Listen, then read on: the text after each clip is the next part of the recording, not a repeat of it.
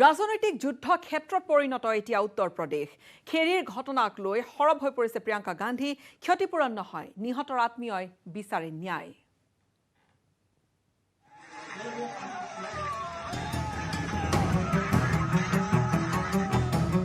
খেৰীৰ ঘটনাক লৈ ৰাজনৈতিক যুদ্ধ ক্ষেত্ৰত পৰিণত হৈছে উত্তৰ প্ৰদেশ।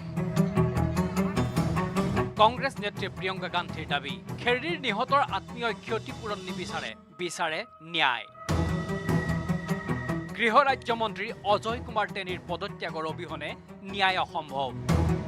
সেয়ে গৃহ ৰাজ্যমন্ত্ৰীগৰাকীৰ পদত্যাগৰ দাবী জনালে প্ৰিয়ংকাই। सारे परिवारों ने एक ही चीज कही है। हाँ। तीनों परिवारों ने एक ही चीज कही है।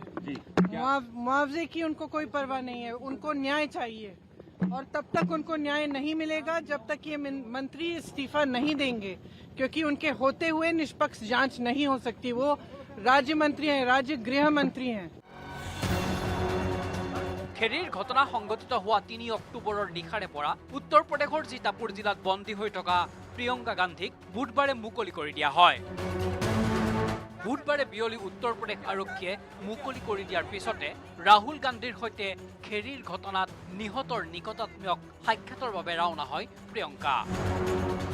ইজনৰ পিছত সিজন নিহত কৃষকৰ বাসগৃহলৈ যায় কংগ্ৰেছ নেতা দুগৰাকী। নিহতৰ নিকটাত্মীয়ৰ খবৰ লৈও ক্ষোভ উজাৰিলে ৩ দিনে বন্দী হৈ থকা প্ৰিয়ংকাই। প্ৰশ্ন তুলিলে কিয় গ্ৰেপ্তাৰ কৰা হোৱা নাই অজয় মিশ্ৰ টেনিৰ পুত্ৰ আশিষ মিশ্ৰক। उनको अरेस्ट करना चाहिए। इंटरव्यू दे रहे हैं लेकिन बावजूद पुलिस कार्रवाई नहीं कर रही। उनको हमें अरेस्ट कर सकते हैं बगैर FIR के, बगैर ऑर्डर के। जी। तो जब सारे तमाम वीडियो हैं तो उनको क्यों नहीं अरेस्ट करते? हाँ। अपराधियों को क्यों नहीं अरेस्ट कर रहे हैं? কেৱল ৰাহুল প্ৰিয়ংকাই নহয়, উত্তৰ প্ৰদেশ চৰকাৰে অনুমতি দিয়াৰ পিছৰে পৰা খেৰীলৈ ৰাজনৈতিক নেতাৰ লানি নিচিগা সোঁত বৈছে।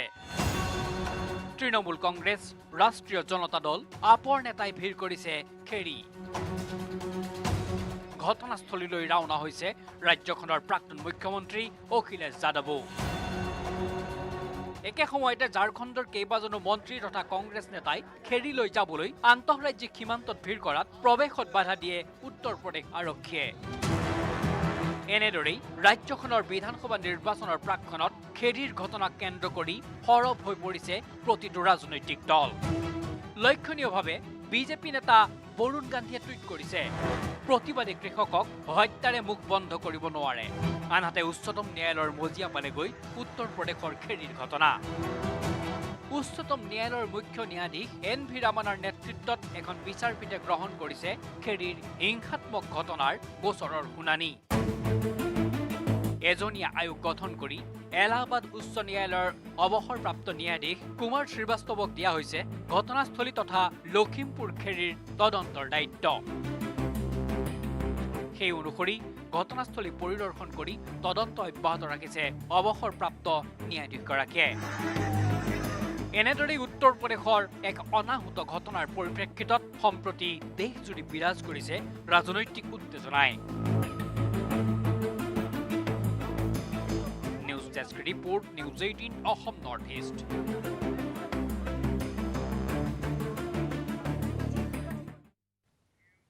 আন কিছু খবৰলৈ আহিম।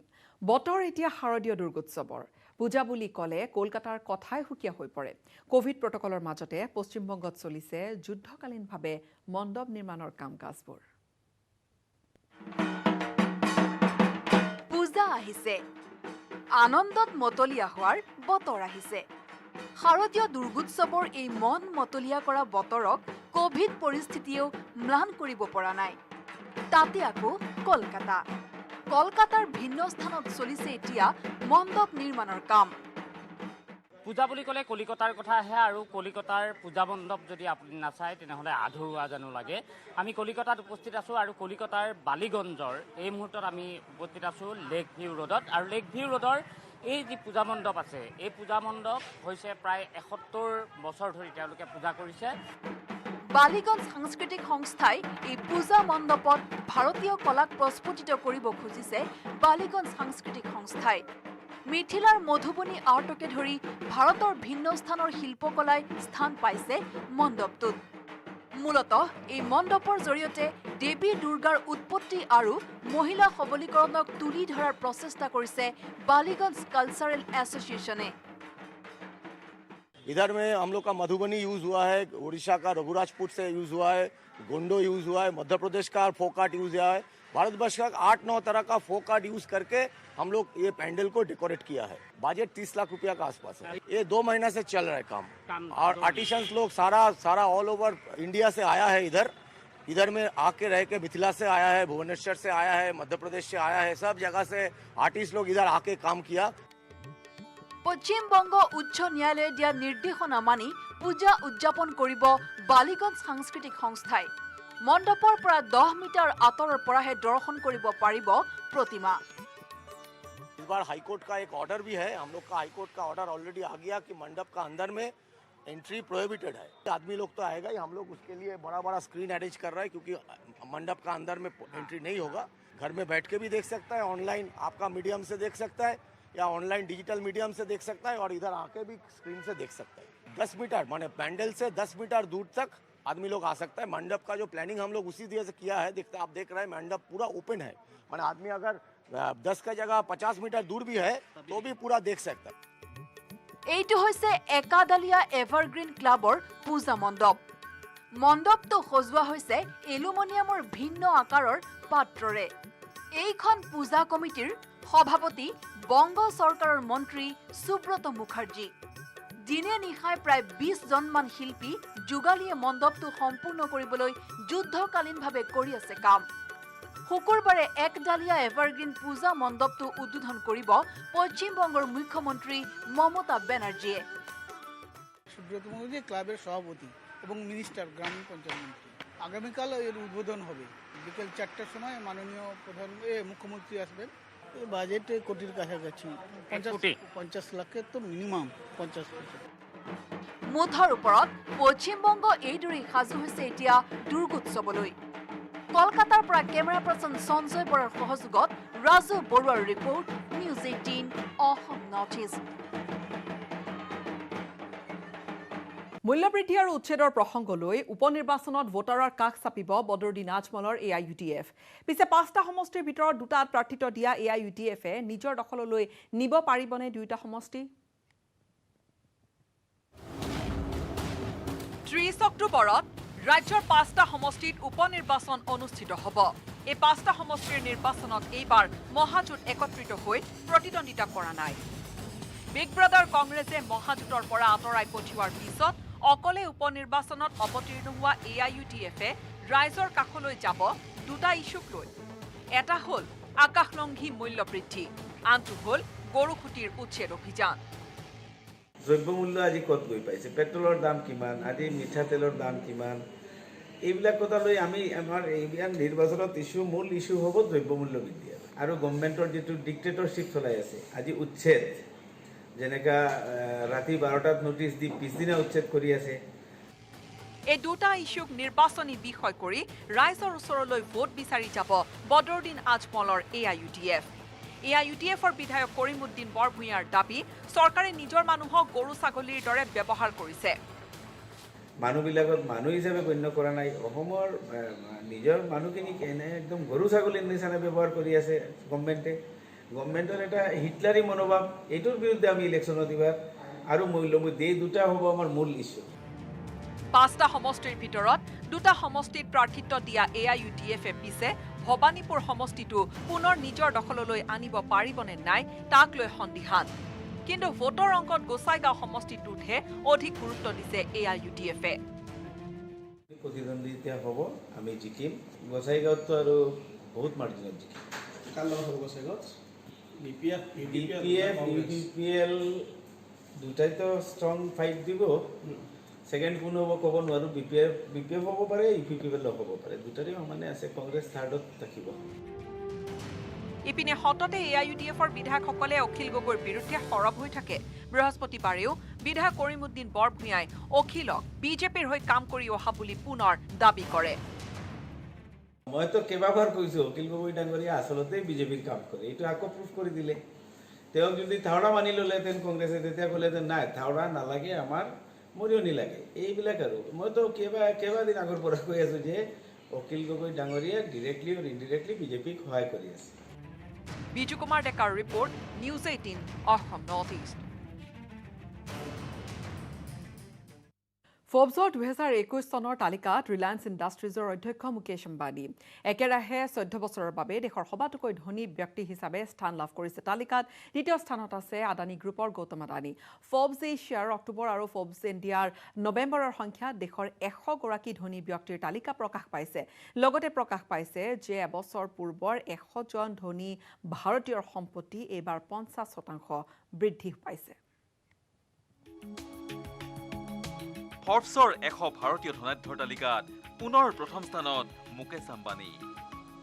একেৰাহে 14 বছৰৰ বাবে ভাৰতীয় কোটিপতি লোকৰ শীৰ্ষস্থান অধিকাৰ কৰিলে ৰিলায়েন্স ইণ্ডাষ্ট্ৰিজৰ অধ্যক্ষ মুকেশ আম্বানীয়ে।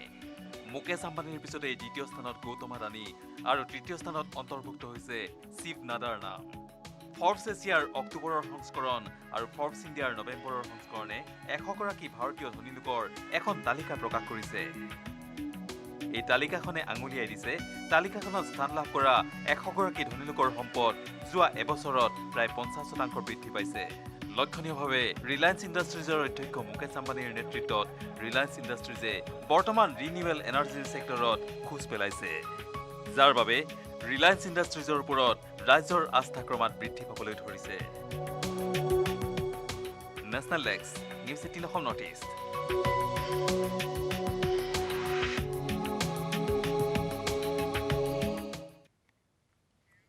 ইয়াৰ সৈতে প্ৰাইম টাইম 18ৰ পৰা বিদায় ল'ম। ধন্যবাদ। মই ব্যৱহাৰ কৰোঁ আটাইতকৈ সবল আৰু সতেজ cement, Surya cement. Surya cement, অটুট ঘৰ, অটুট অসম।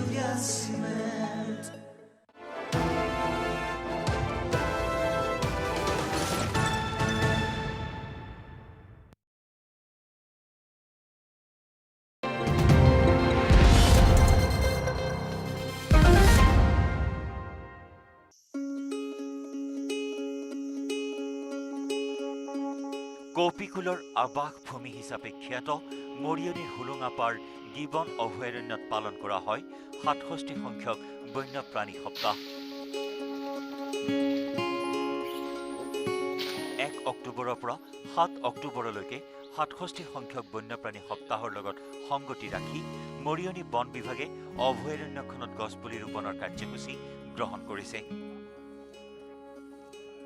আনহাতে বন্যপ্ৰাণী সপ্তাহৰ লগত সংগতি ৰাখি প্ৰত্যাশা নামৰ বেচৰকাৰী সংস্থাটোৱে হস্তী মানৱৰ সংঘাত ৰোধৰ বাবে গ্ৰহণ কৰিছে এক বিশেষ পদক্ষেপ। মিছন গিবন 2021 নামেৰে সংস্থাটোৱে আৰম্ভ কৰা এই পদক্ষেপ অনুসৰি অভয়াৰণ্যখনত প্ৰায় 200ৰো অধিক ফল মূলৰ লগতে মূল্যৱান গছপুলি ৰোপণৰ পৰিকল্পনা গ্ৰহণ কৰিছে। এই কাৰ্যসূচীৰ আনুষ্ঠানিকভাৱে শুভাৰম্ভণি কৰে যোৰহাটৰ ডিএফঅ নন্দ কুমাৰে। প্ৰত্যাশাৰ সাধাৰণ সম্পাদক জ্যোতি কুশল দাসে আগধৰা শুভাৰম্ভণি অনুষ্ঠানৰ সভাত সভাপতিত্ব কৰে জয়ন্ত বনিয়াই। এই শুভাৰম্ভণি অনুষ্ঠানত উপস্থিত থাকে বন বিষয়া অৰুণ কলিতা, সমাজকৰ্মী তথা প্ৰত্যাশাৰ উপদেষ্টা মহেন্দ্ৰ তাঁতী, আচ্ছা নেতা মংগল গৰাইক, দীপেন দাস, উৎপল তাঁতীকে ধৰি বহু কেইগৰাকী বিশিষ্ট ব্যক্তি। উল্লেখযোগ্য যে বনাঞ্চলখনৰ ভিতৰত হাতীৰ বাবে পৰ্যাপ্ত পৰিমাণৰ খাদ্য নথকাৰ ফলত খাদ্যৰ সন্ধানত হাতীৰ পালটোৱে জনাঞ্চলত প্ৰৱেশ কৰে, যাৰ ফলত হাতী মানুহৰ সংঘাত বৃদ্ধি পাইছে। वाइल्ड लाइफ वीक মানে বন্যপ্ৰাণী কা হাফতাটো আমি এইটো সেলিব্ৰেট কৰি আছে। এইটো হৰ বছৰ আমি অক্টোবৰ 2 তাৰিখ পৰা 8 তাৰিখলৈকে এইটো সেলিব্ৰেট কৰি থাকে। এই বছৰটো আমিতো এটা মিছনটো লৈছে, মিছন গিবন 2021। এইটো মিছনটো এটা ফ্ল্যাগশিপ স্পিচিছটো আমি সিলেক্ট কৰি আছে। এইটো গিবনটো এইটো वाइल्ड लाइफ সেঞ্চুৰীত মানে এইটোৱে ফ্ল্যাগশিপ স্পিচিছ আছে। ইয়াত বান্দৰ কা প্ৰজেক্টটো 7টা আছে। সো এইটোৱে মানে এইটো মেইন, এইটো বাকি জাগাত মানে এইটো গিবনটো মানে নাপায়। সো এইকাৰণে এইটো ফ্ল্যাগশিপ স্পিচিছটো আমি মানে এইটো লৈছোঁ। এইটো স্পিচিছত কনচেনট্ৰেট কৰি দি আমিতো মানে এইটো এইৱালা वाइल्ड लाइफ সেঞ্চুৰীটো মানে এইটো আকৌ মানে এইটো ভালকৈ মানে এইটো বনাবটো মানে এইটো আলোচনা কৰি আছে। চাহ বাগান মানুহবিলাকে এইটো ছাপোৰ্ট কৰিম বুলি কৈছে। এই সংঘাত ৰোধৰ বাবে প্ৰত্যাশাই অভয়াৰণ্যখনৰ ভিতৰৰ লগতে দাঁতিকাষৰীয়া অঞ্চলসমূহত এলিফেণ্ট গ্ৰাছ নামৰ এবিধ ঘাঁহ ৰোপণৰ লগতে হাতী আৰু বান্দৰৰ খাদ্যৰ উপযোগী কিছুমান ফল মূলৰ গছ ৰোপণ কৰাৰ এক দীৰ্ঘম্যাদী আঁচনি হাতত লৈছে। আগন্তুক 5 বছৰলৈকে প্ৰত্যাশাই এই কাৰ্যসূচী অব্যাহত ৰাখিব বুলি জানিবলৈ দিয়ে।